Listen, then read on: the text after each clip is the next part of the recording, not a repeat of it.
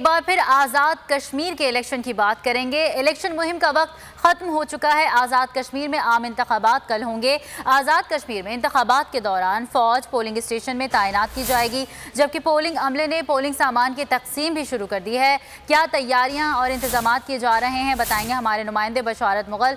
जी बशारत। जी बिल्कुल, आज़ाद कश्मीर के आम इंतखाबात कल 25 जुलाई को होने जा रहे हैं और 32,20,793 वोटर अपना हक रायदही इस्तेमाल करेंगे। मर्द वोटर जो है वो 17,52,788 हैं, जबकि ख़वातीन जो वोटर्स हैं वो 14,68,500 के करीब हैं। और मैं इस वक्त मौजूद हूँ आज़ाद कश्मीर के दारुल हुकूमत मुज़फ़्फ़राबाद में। जिस जगह मैं मौजूद उस वक्त यहाँ से जो पोलिंग अमला है वो मुख्तलिफ आज़ाद कश्मीर के जो 33 इंतखाबी हल्का जात हैं वहाँ मूव करना शुरू हो चुका है।